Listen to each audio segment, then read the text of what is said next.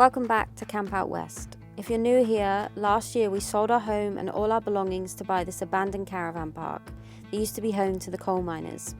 When the mine closed back in 1989, the caravan park had been left to become completely overgrown.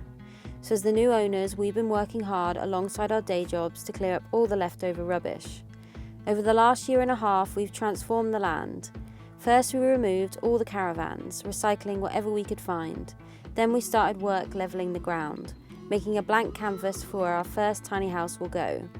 Our land came with planning permission for 3 residential park homes, so we were following the BS 3632 British standard for the build and building them onto chassis so they were movable. Next, we poured our concrete slab where our tiny house will go. We moved our chassis into place and then started work building the framing for the floor of our tiny house. Then we added all the rodent mesh underneath to stop any unwanted visitors trying to live under our house. Then we added all our insulation and floorboards, and today we start work building our walls. A special thank you to today's video sponsor Hover, but more on that later. So let's dive into episode 4 of our tiny house build series, and don't forget to subscribe if you want to see how we get on. Welcome back. Today is a big milestone for us as we start working on the walls of our tiny house. So today's going to actually start looking like a building, which is amazing. We've been looking at that chassis for ages now, over a year. So we've got one more job to do, which is trimming off the overhang of the floor and then waterproofing the sides of that floor, and then we're going to start on the framing.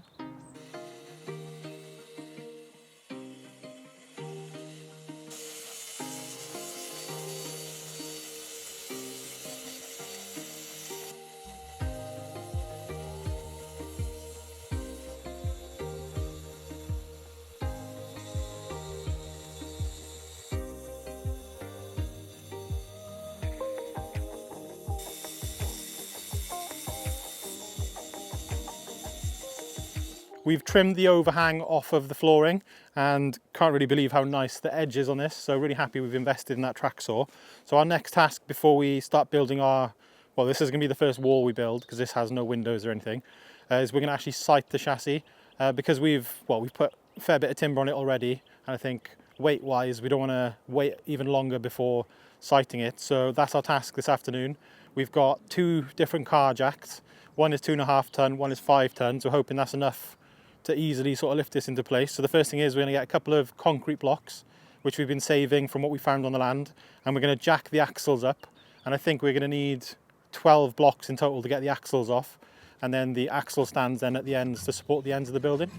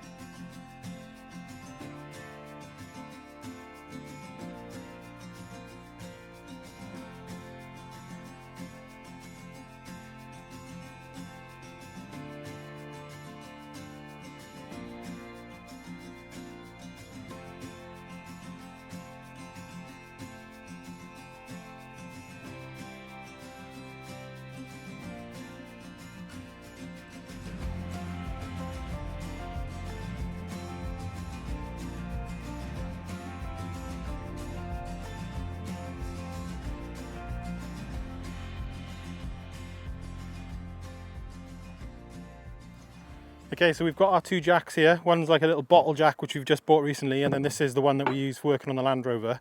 This one's really good because it's got this extension on it, whereas I think with this one, because of the height of the chassis, we're going to have to put blocks of wood underneath. So from the drawings that the chassis manufacturer gave us, underneath here, basically this part of the chassis rail is the jacking point. So because we've only got the 2 jacks, we're thinking if we just jack one side and basically tilt the caravan that way, get the blocks under the axle, release the jacks, go around to the other side and then basically lift that one up, get the blocks in. I think that's the only real way we can do it with the 2 jacks. So yeah, we're going to just see if this will work, fingers crossed, because we've only got the 2 jacks. I mean, really we should have borrowed some more, I guess, but we'll see if we can make this work.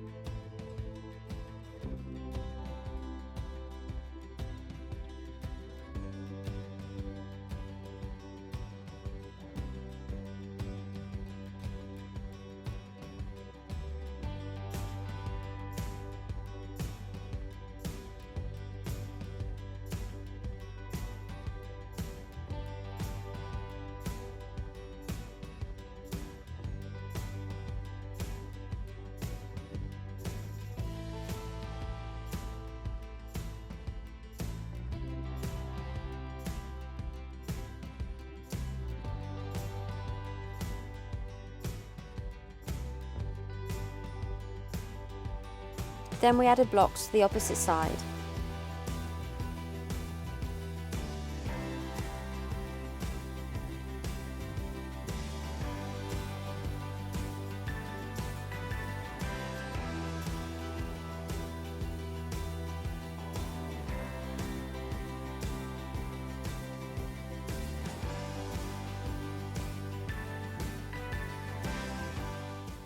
So while we're here sighting it, we might as well actually take the wheels off. So we've taken one off already. Just going to take this next one off. I can find there's a little groove somewhere.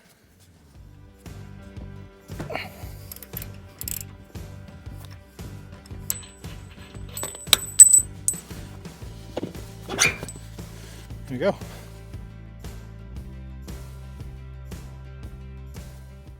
So now John has cut all the overhang off on the floor. I'm just going to go around with our glue and seal all the edges in just to get it waterproof.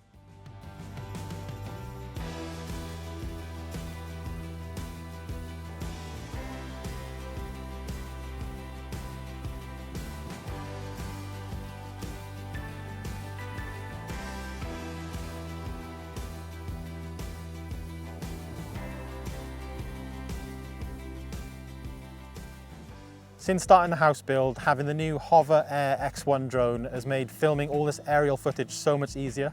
So if you didn't know, we are both full-time photographers and videographers. That is our day jobs. And over the years, we've both used a lot of drones, haven't we? Yeah. I have got a big, bad track record of drones. I've crashed ours more times than I can count. Yeah, the worst one was we were filming like in the Land Rover and Em crashed it into the Land Rover 3 times consecutively. Yes. And then snapped off the propellers. It was not good, and I've caught myself on the propellers and cut myself multiple times. I just found using drones really stressful, but that was until Hover sent us their new Air X1 drone, which we found really the most user-friendly and easy drone to use. So not only is the footage from it really good quality, it's actually really good value compared to the other drones on the market. So the first thing that caught our attention about this drone was the size. Yeah, we went away for a bit of a coastal trip last week, and when that's folded up, it literally fits in my pocket. So it just kind of means that you're more inclined to take it because you don't have to like lug around a box or a case, which I think is quite nice. It's no hassle at all. As you can see, it's so small and portable, and it's literally a quarter of the size in comparison to our old drone. It only weighs 125 grams, which is less weight than a mobile phone. And we also love that you don't actually need to use it with an additional controller, phone or app. You can just use it as it is. The drone has a 3-second palm takeoff, featuring 5 pre-programmed self-flying flight paths. Zoom out. Follow. Orbit. Bird eye. It also has the option of vertical shooting, which is so cool if you're creating content for Instagram, YouTube Shorts or TikTok, and also has the option of recording sound, which I've never seen on a drone before. It comes with 2 batteries, which combined gives you 22 minutes of flight time, which is amazing. So even though you don't need a controller or anything else to fly this drone, you can just fly it as it is. They do have an app that you can download so you can actually have a live preview to see what you're filming. So one of my favorite things about the drone is actually the safety features of the propellers being enclosed. So I don't have to worry about catching myself again on the blades. I'm just so excited to finally have a drone that is so much more user-friendly and easy to use, especially with its self-flying modes. We just can't wait to get a lot more aerial shots and content in our YouTube videos that you've all been asking for. And it's kind of like having an extra person filming us, because the automated flight modes, it literally is like it hovers off your hand, you just walk away and it's literally like someone's filming you. So if you want to find out more about the Hover Air X1 drone, or you want to treat yourself or someone else, they have a big holiday sale now online. You can just head to the link in our description to find out more. If you've got any questions about the Hover, feel free to write them in the comment section. And just a big thank you to Hover for sponsoring this video and supporting our channel.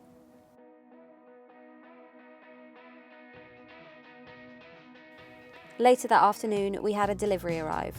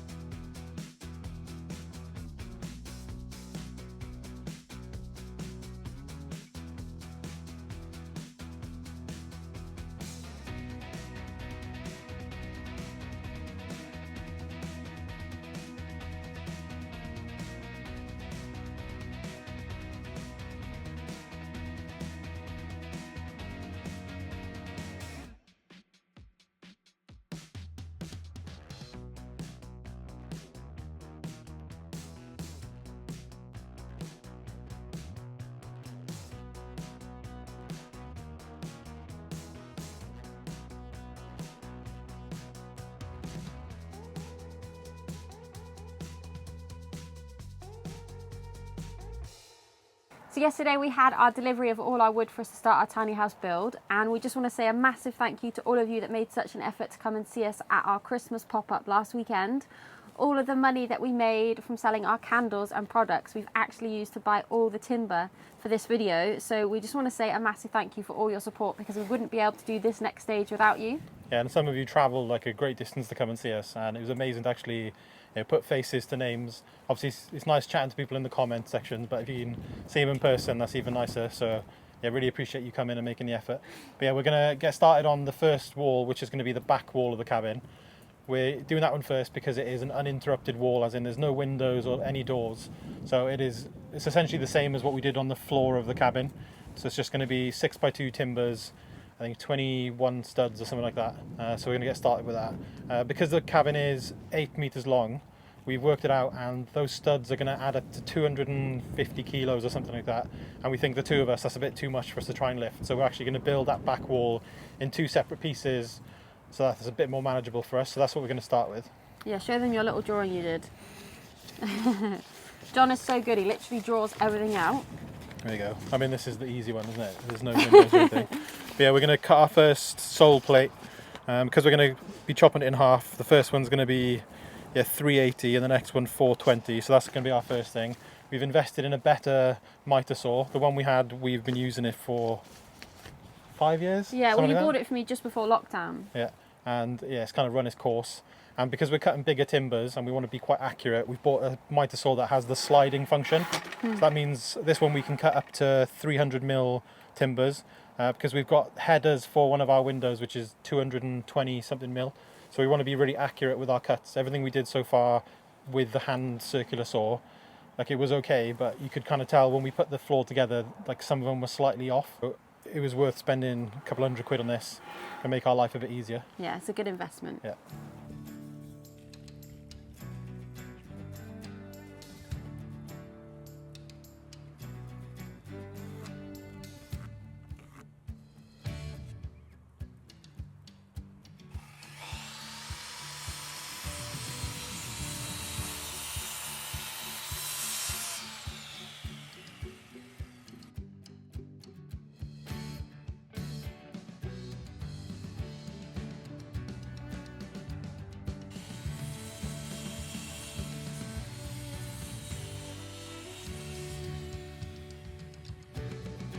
We had 23 wall studs in total to measure and cut to size for the first wall.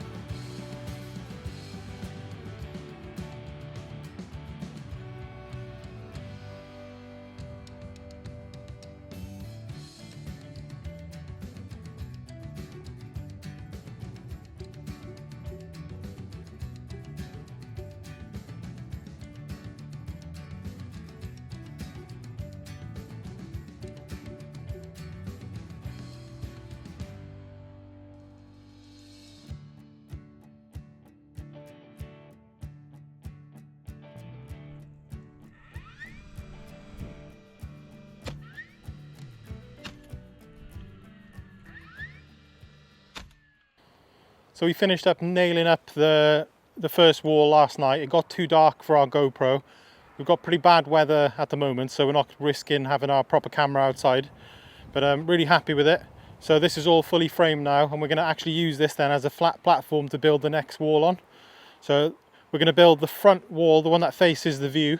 So this one has a bathroom window, a front door, and then one big window here. So this one's going to be probably the hardest one to measure up and frame in all those different things. So yeah, this will be the challenging wall. So yeah, looking forward to getting this one done.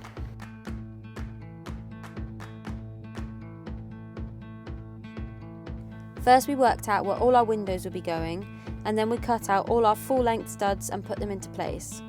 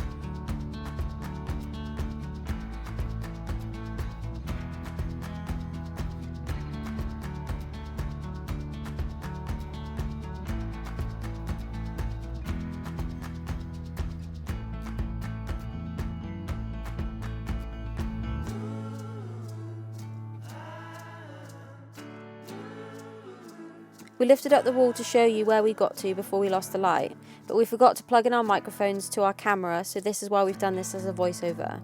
So as you can see here, we've done the long walls in 2 sections, as we were worried we wouldn't be able to lift them if they were in one solid piece because of the weight. This section of wall has our gap for the front door and gap for the bathroom window in place. In our next episode we will start working building the window framing. So that's the end of today's video. We hope you enjoyed watching. As always, if you want to head over to Instagram and follow us on there, it's at CampoutWest, and we post on there throughout the week, like regular updates of what we're doing on the project. But yeah, thanks for watching, and we'll see you next time. See you next time.